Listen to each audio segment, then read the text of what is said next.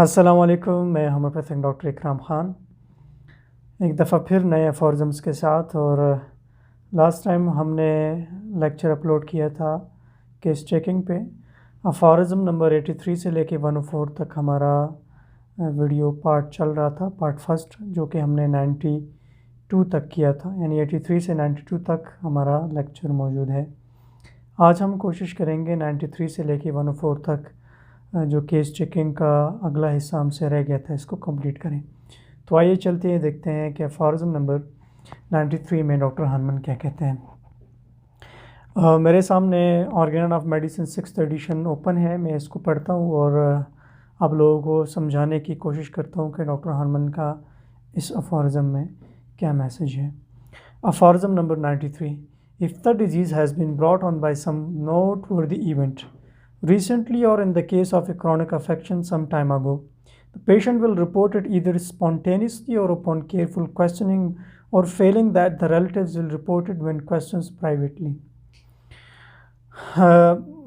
कोई ऐसा इवेंट, कोई ऐसा कॉजेशन जो रिसेंटली या क्रॉनिक डिजीज़ में कई अर्सा पहले वाक़ हुआ और उसके बाद मरीज़ के अंदर चेंजिंग्स आई हों, तो या तो मरीज़ ये ख़ुद बता देता है या केयरफुल क्वेश्चनिंग से मरीज़ ये बता देता है, या अगर मरीज़ ये ना बताए, बाज़ लोग बहुत रिजर्व्ड होते हैं, इंट्रोवर्टेड होते हैं, वो नहीं बताते, तो उनके अटेंडेंट से वो अटेंडेंट बता देते हैं अगर प्राइवेटली आप उनसे पूछ लें।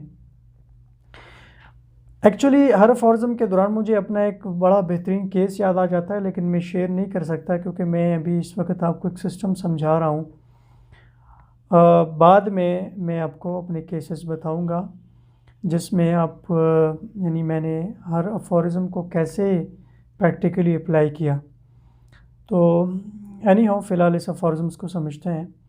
यानी एनीथिंग शेम, इवेंट से क्या मुराद है? Anything shameful that has precipitated the disease and that the patient or the relatives do not volunteer or willingly divulge, the physician should try to uncover the adroitly phrased questions or by other inquiries made in private. Among such things are the followed: attempted suicide or poisoning, onanism, intemperate indulgence in the passion or natural passions, overindulgence in wine, liquors and other alcohol, यानी गैर इखलाकी कामों में मुलव्वस रहना, या suicide attempt बहुत लोग कर लेते हैं, जहर पी लिया, या इसके अलावा जैसे मैंने कहा गैर अखलाकी हरकत में मुलव्वस रहना, सारी अननेचुरल चीज़ें आपको बीमार करती हैं।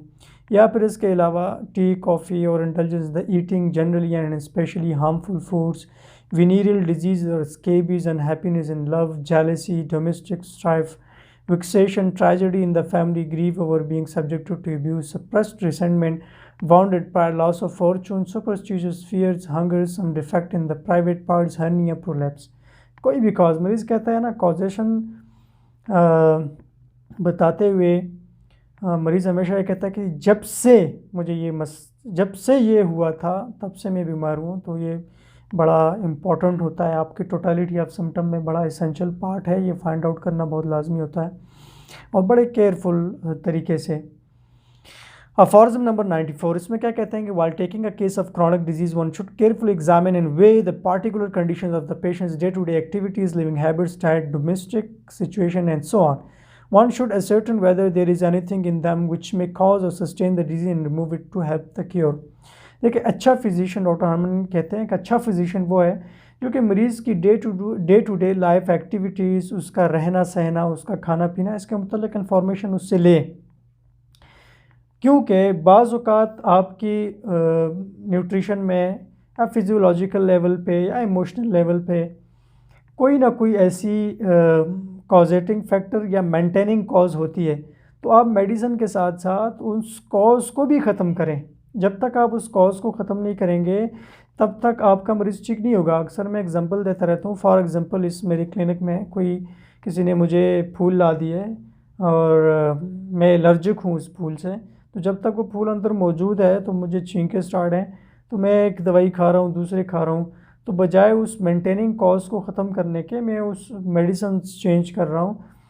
तो मुझे चाहिए कि मैं उस फूल को यहाँ से हटा दूँ, सिंपल। इसी तरह खाने पीने में कोई ट्रिगरिंग कॉजेज़ होती है, इस तरह रहने सहने में आप डंप एरिया में रह रहे हैं और आपको अस्थमा का प्रॉब्लम है, बाजू का एग्रीवेट हो जाता है ऐसे, और आपको हड्डियों का मसला है, हड्डियाँ नरम पड़ जाना, ऑस्टियोपोरोसिस या ऑस्टियोमलेशिया, रिकेट्स वगैरह, और वहाँ धूप नहीं पड़ती आपके घर पे, तो ऑब्वियसली आपको इस कॉज को ख़त्म करना चाहिए। टू हेल्प द क्योर, शिफायाबी में ये चीज़ें मदद करती हैं। In chronic disease in women, one should pay particular attention to such things as pregnancy, infertility, sexual desire, confinement, miscarriages, nursing, vaginal discharges, and the condition of the monthly flow, especially noting whether it recurs at intervals that are too short or too long, how many days it lasts, whether or not it is interrupted, the quantity, how dark the color, any leukorrhea before or after the flow, and after, and above all, any complaints of the body or psyche, any sensations of pain before, during, or after the flow. If there is a leukorrhea, what is it like? What sensations accompany it? What is its quantity? Under what conditions does it appear? What brings it? देखें, हर बारीकी को doctor Harman चाहते हैं कि आप पूछें, खासकर chronic disease में औरतों से, उनके या मेल से फीमेल से, उनके जो प्राइवेट क्वेश्चंस हैं वो ज़रूर कीजिए, सेक्सुअल डिज़ायर के हवाले से, सेक्सुअल फंक्शनिंग के हवाले से, और इनफर्टिलिटी, या फिर मंथली साइकिल के मतलब लाजमी पूछेगा। अगर लेकोरिया है उसके मतलब डीपली जाके पूछेगा, जैसे अभी मैंने इसको पढ़ा। Aphorism number 95.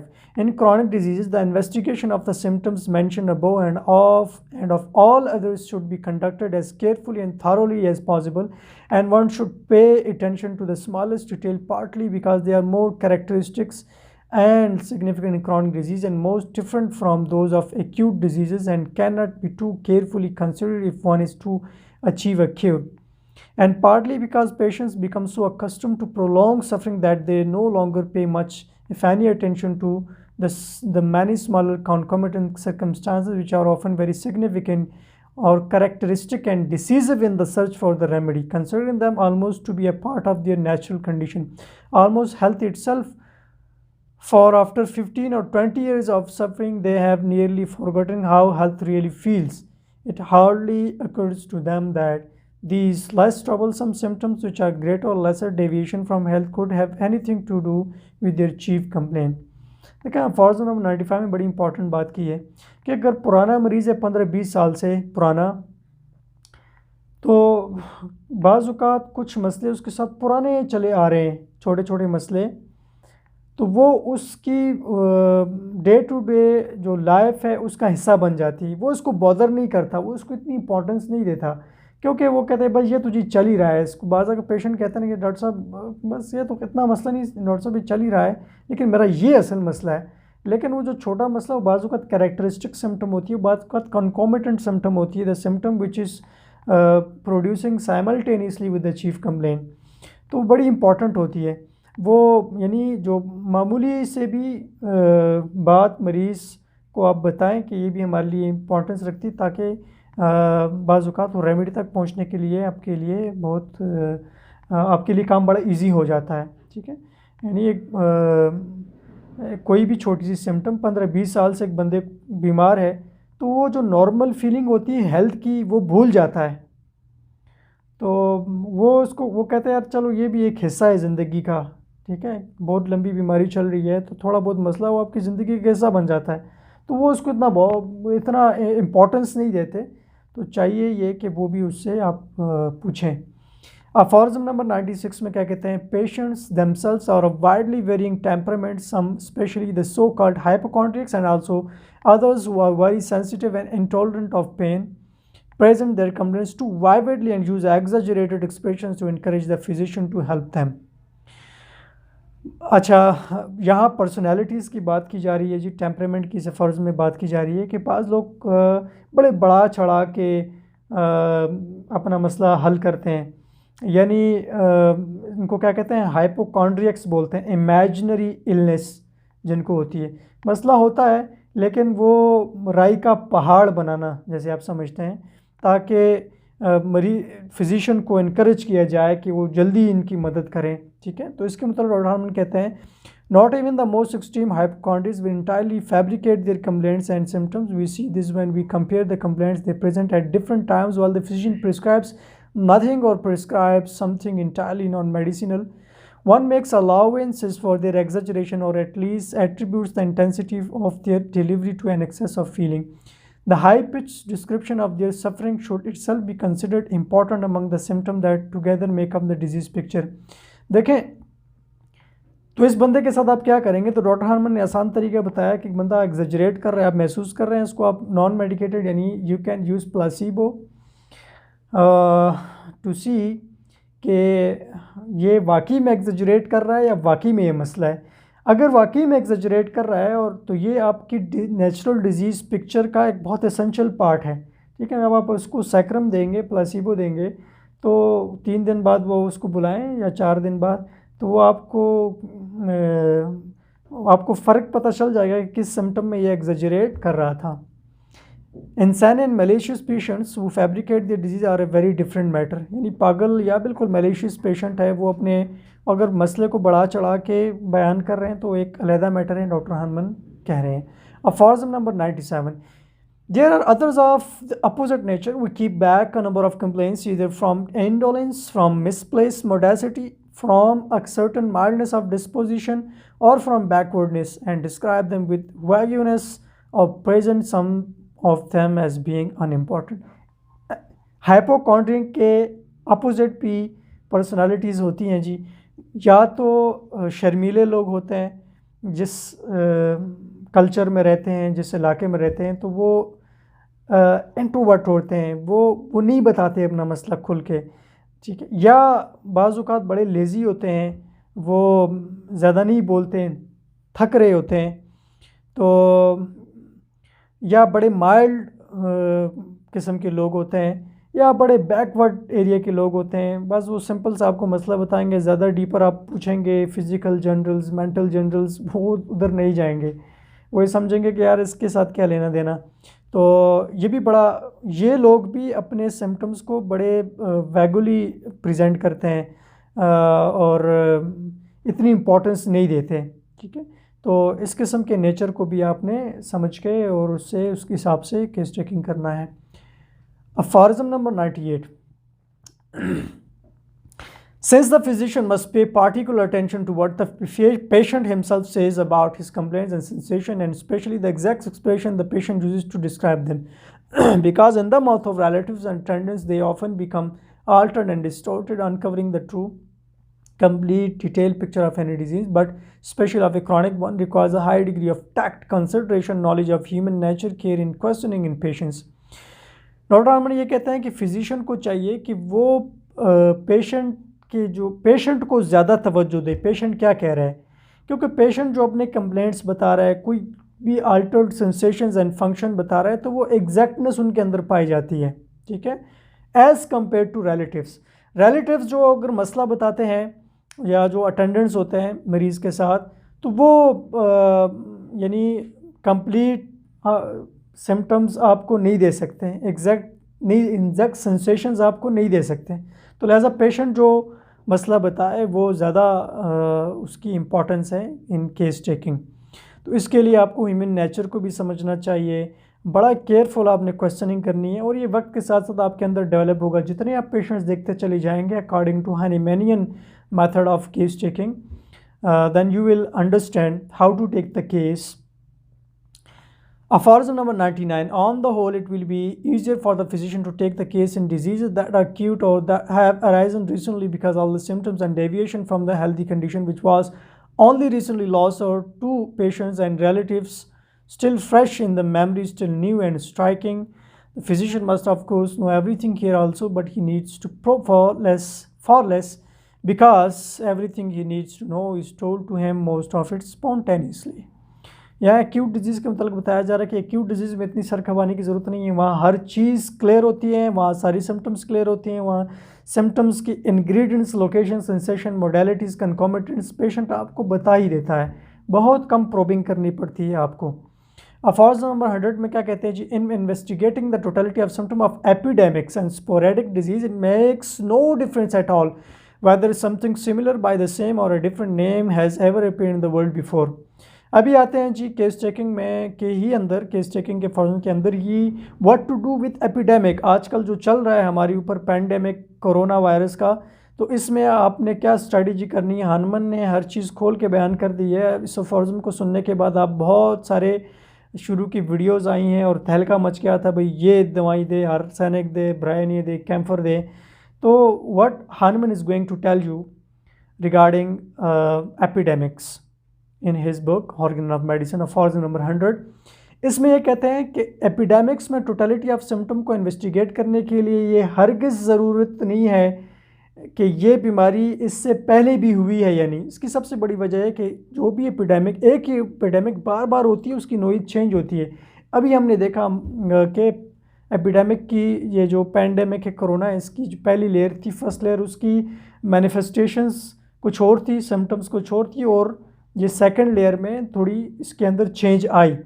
तो पहले इस नाम की बीमारी हुई है, इससे कोई कंसर्न, कोई लेना देना नहीं है। Whether or not such an epidemic is new or unusual makes no difference either in the examination or in the cure, since in any case the physician must presume the true picture of every epidemic to be new and unknown and must thoroughly examine it as it is in all its detail if he wants to be a true and thorough physician who never replaces observation with guesswork। ज़बरदस्त, क्या ज़बरदस्त बात की है। वो कहते हैं जो फिजिशियन होता है ना परफेक्ट, वो कभी भी एक अपनी ऑब्जर्वेशन को पहले की गैस वर्क के साथ के मुकाबले में उसको रद्द नहीं करता। देखिए, एक मेरी फिज़िकल ऑब्जर्वेशन है और एक मैंने सुनी सुनाई बात है, तो ज़्यादा ऑथेंटिक मेरी ऑब्जर्वेशन है ना, ठीक है। तो ट्रू फिजिशियन कभी भी अपने ऑब्जर्वेशन को रिप्लेस नहीं करता गैस वर्क के साथ। तो लिहाजा ये एपिडेमिक क्या है, पहले इसी तरह हुई या नहीं, ये न्यू है या पुरानी, इसके साथ क्यों कोई लेना देना नहीं है। Just try to find out the picture, the peculiar picture of this epidemic, ठीक है। Who never lets himself assume that the treatment of any given case in his care is wholly or partially known in advance and that he needs not carefully seek out all its expressions। यानी पहले से assume करना, पहले से partial होना कि यार इसमें ये सिम्टम्स होती है, हर मरीज़ को उसी क्राइटेरिया में ले लेना, दिस इज़ रॉन्ग, ठीक है। इफ़ अगर आप अभी से फॉर एग्जांपल अभी कोई न्यू एपिडेमिक आती है तो उसको आप उसकी अपनी एक पिक्चर डेवलप करें डिफरेंट पेशेंट्स देख के। This is all the more necessary because every epidemic is in many ways unique and upon careful examination is found to be very different from all previous ones falsely bearing the same unvarying infection agents such as smallpox and measles। Infection agent एक ही था लेकिन different area में और different era में वक्त में epidemic की जो सिम्टम्स थी वो डिफरेंट थी। यहाँ डॉक्टर हरमन ये कहना चाह रहे हैं। अफॉर्ज़म नंबर 101 में क्या कहते हैं, usually the physician does not immediately perceive the complete picture of epidemic in the first case that he treats, since each collective disease reveals itself in the totality of its sign and symptoms only after several cases have been closely observed. Nevertheless, an observant physician can often come to close after seeing only one or two patients that he becomes aware of the characteristics picture of the epidemic and can already find its appropriate homeopathic remedy। देखें, हम जिसको genus epidemics बोलते हैं वो एक या दो cases देखने से कभी भी नहीं होगा, या किसी और के देखने से नहीं होगा जब तक आपने नहीं देखी, ठीक है। तो मतलब किसी और ने इस तरफ में केसेस देखी और आप ऐलान कर रहे हैं जी इसकी ये जीनस एपिडेमिक्स है, दिस इज़ रॉन्ग। और एक या दो मरीज़ देखने से आप कंप्लीट पिक्चर एपिडेमिक की आपके पास नहीं आएगी। फॉर्ज नंबर 101 में डॉक्टर हरमन ये कहते हैं। 2 में क्या कह रहे हैं जी, from writing down the symptoms of several cases of this the outline of the disease picture becomes more and more complete, not more extensive and wordy, but more characteristic, containing more accurately the peculiarity of the particular collective disease. The ordinary symptoms, for example, loss of appetite, sleeplessness, become more precisely qualified, and those that are more exceptional, special, and in the circumstances unusual and belong to only a few diseases, reveal themselves and constitute the characteristic picture of this epidemic।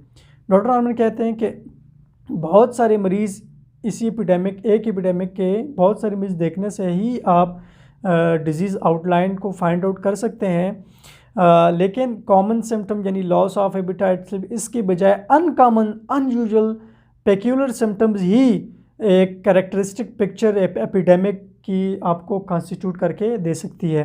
All those who catch an epidemic at a particular time have a disease flowing from the same source and so therefore the same disease, but the entire scope of such an epidemic disease, the totality of its symptoms which we need to know in order to grasp the whole disease picture and choose an appropriate homeopathic remedy for it, cannot be perceived in any one patient but can be fully distilled and gathered only from the sufferings of several patients with different physical constitution.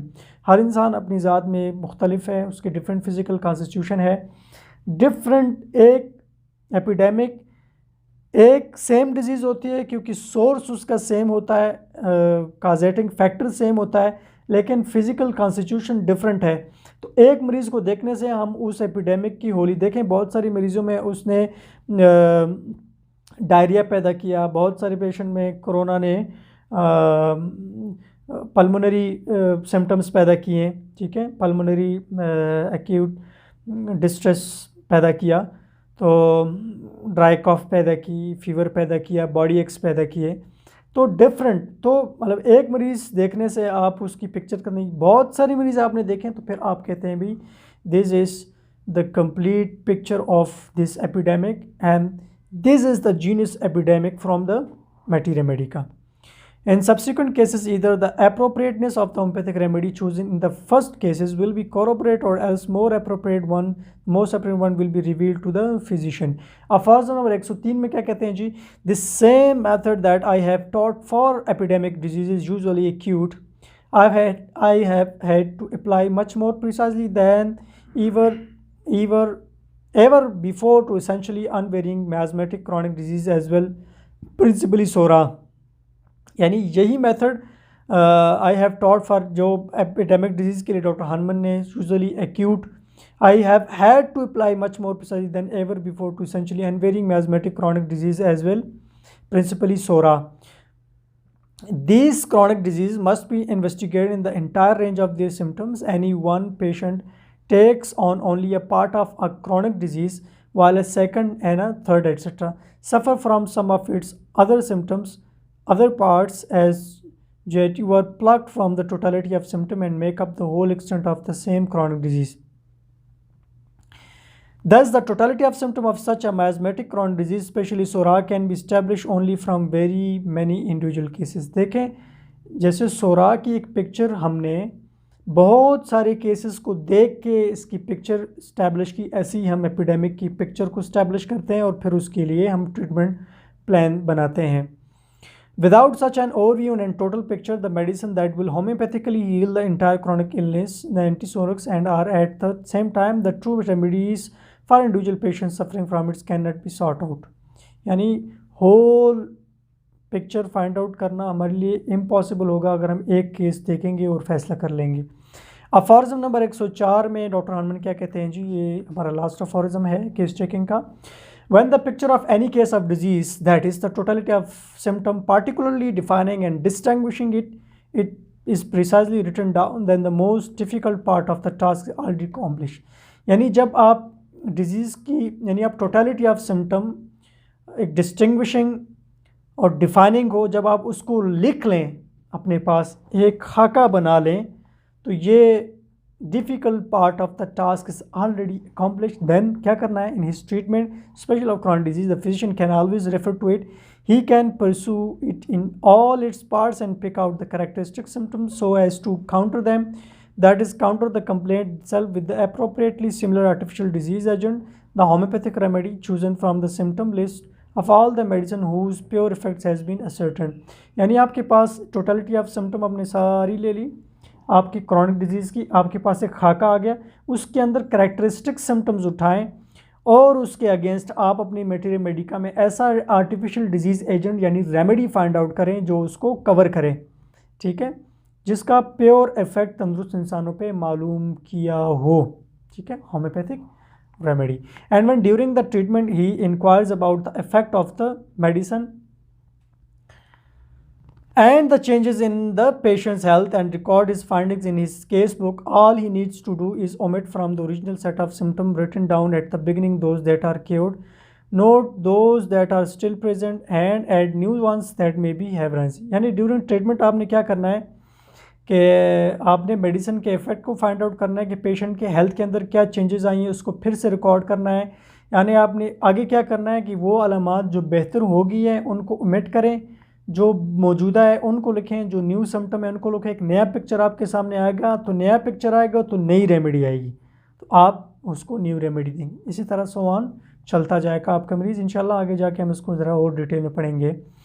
The physician of the old school made it extremely comfortable for himself in this regard. He did not make precise inquiries into all the circumstances of the case. Indeed, he often even interrupted the patient who was describing his individual complaints so that he would not be distracted in quickly reading the prescription. तो doctor Hahnemann क्या कहते हैं, old school of thought है, उसमें इतना deeper case checking नहीं की जाती है। अगर कोई बंदा कोई डीपर अपनी अलामात बताए भी तो उसको रोक दिया जाता है ताकि जो डॉक्टर साहब क्विकली प्रिस्क्रिप्शन लिखे वो डिस्ट्रैक्ट ना हो, वो जल्दी से प्रिस्क्रिप्शन लें।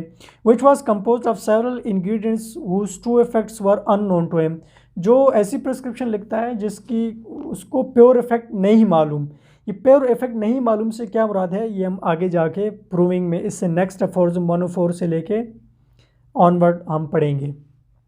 As we have said, no allopathic physician ever wanted to know all the precise circumstances of the case, and much less did he never write any of them down. ना ही वो समझना सुनना चाहता है, ना इसको लिखता है। When he saw the patient again several days later, he knew little or nothing of the few particulars he had heard before. तो जब वो कुछ अरसे बाद पेशेंट को दोबारा देखता है तो जो उसने सुना था उसके मतलब वो कोई ख़ास इल्म नहीं रखता। Since he had seen so many different patients in the mean time, क्योंकि उस दौरान उसने काफ़ी मरीज़ देखे होंगे तो उसको नहीं याद कि ये मरीज़ आया था किस, क्योंकि अपने पास नोट नहीं किया हुआ। What he had heard had gone in one year and out other, जो सुना था एक कान से सुना और दूसरे से निकाल लिया। During subsequent visits also he ask only a few general questions made as if to take the pulse at the wrist, look at the tongue and wrote in the same few seconds as sensibly as before another prescription, or had the first one continued, usually in substantial doses several times a day, and then prettily hurried off to the 50th or 16th patient whom he had to visit with equal frivolity in the same region.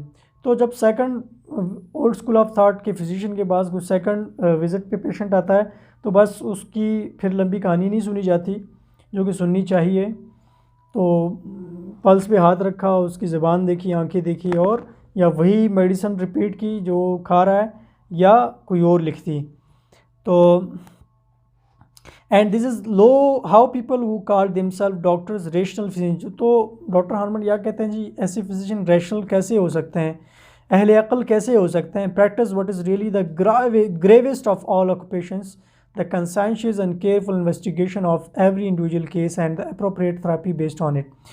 Naturally, their results were bad almost without exception, but patient had to go to them partly because there was nothing better, partly out of fashion and established convention.